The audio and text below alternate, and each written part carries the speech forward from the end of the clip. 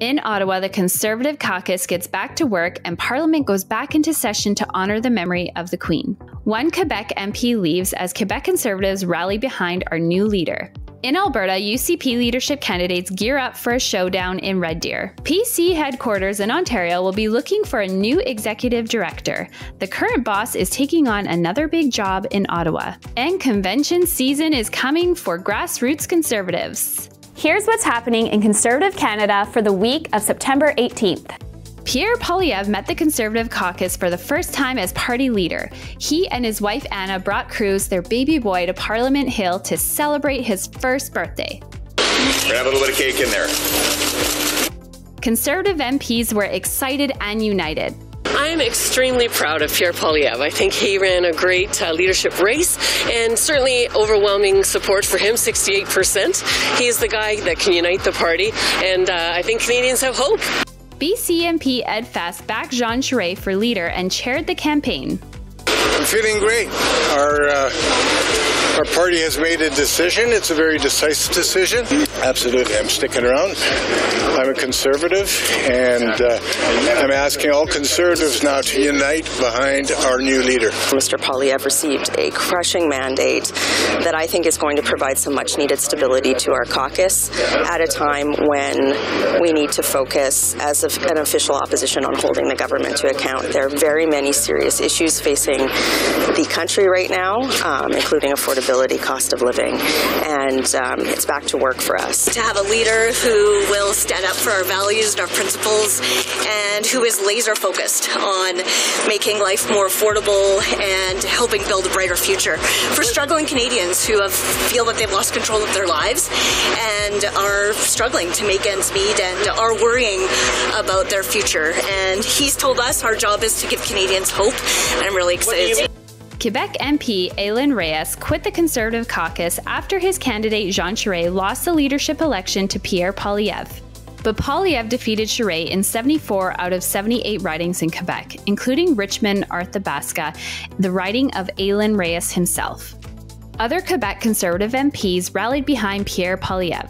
The first thing to do after the leadership race is to unite our troops, the troops. And this morning with the visit of Mr. Poilievre at the Quebec Caucus is the first signal to unite everyone. And my Quebec colleagues was very proud of it. They said, oh, it's fantastic. The first thing Pierre Poilievre do is to come to our caucus to have a chat with us.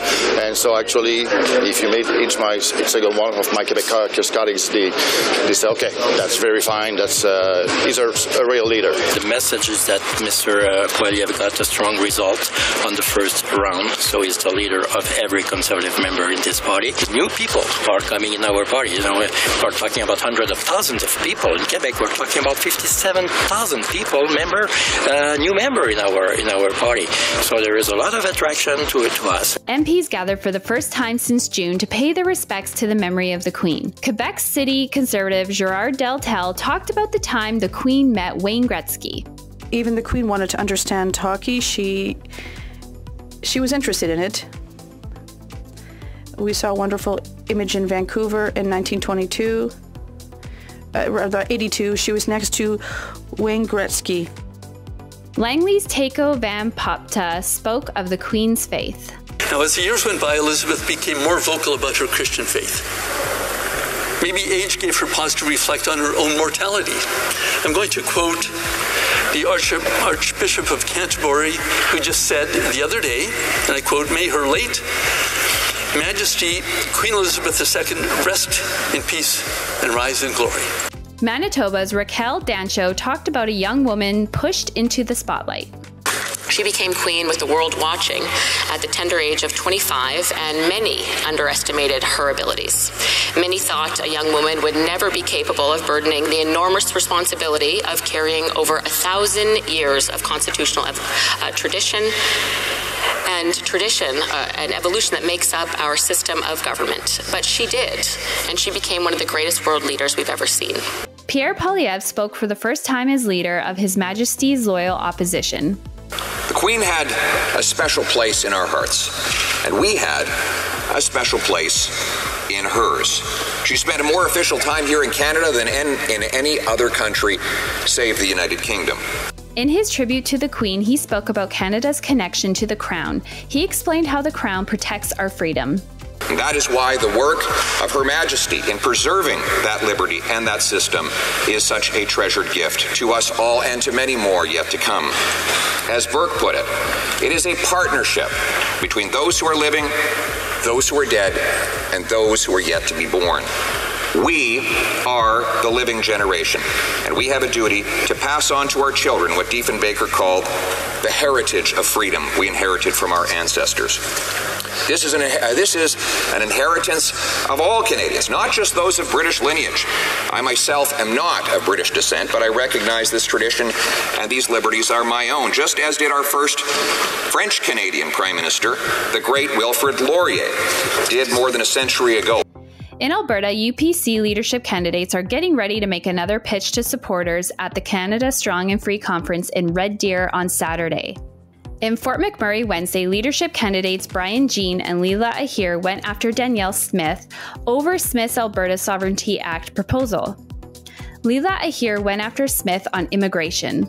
The Sovereignty Act is a made-up fairy tale that is not going to solve the issues that plague us, and it's not going to solve what's going on with Ottawa. If there is a movement for separation, then join that party.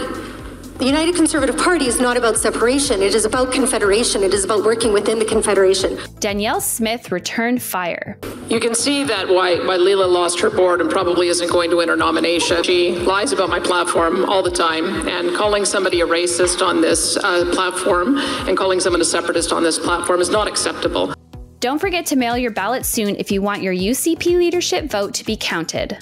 The ballot needs to be received at the UCP headquarters by Monday, October 3rd. You can also vote in person on Thursday, the 6th of October, and the winner will be announced that night at BMO Centre in Stampede Park in Calgary. Ford Nation is gathering again soon. The Ontario Progressive Conservative Party annual general meeting is happening October 21st and 22nd at the Toronto Congress Centre. It's the first convention since Doug Ford's big election victory in June. Mike Crace, Executive Director of Ontario Progressive Conservative Party, has been named Executive Director of the Conservative Party of Canada, replacing Interim Director Wayne Benson of Manitoba. Crace will move into the Ottawa role after the Ontario PC Party's convention. And the UCP 2022 Annual General Meeting is set. Party members will greet the new leader at River Cree Resort outside of Edmonton, October 21st to the 23rd.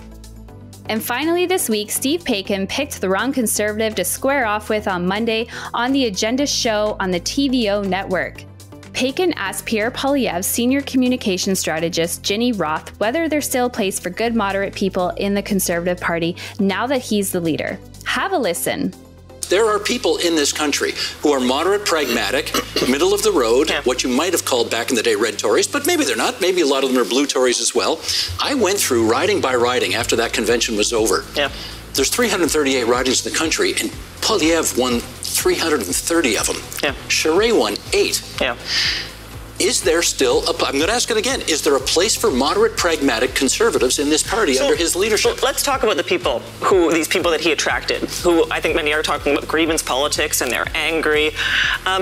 They came, he would do these rallies and he would stay for hours after the fact, sometimes till 1 or 2 a.m., and he would talk to every single one of them that was interested, which were a lot of them. And the things they brought up were inflation. And they would say just inflation because, he's a strong politician, and so he branded inflation based on the guy who he thinks is the cause of it. And they would say, I think this guy's going to bring down inflation by shrinking the size of government. And that's it for this week. Make sure to sign up for our free weekly email update and stay in the know with what's happening in Conservative Canada.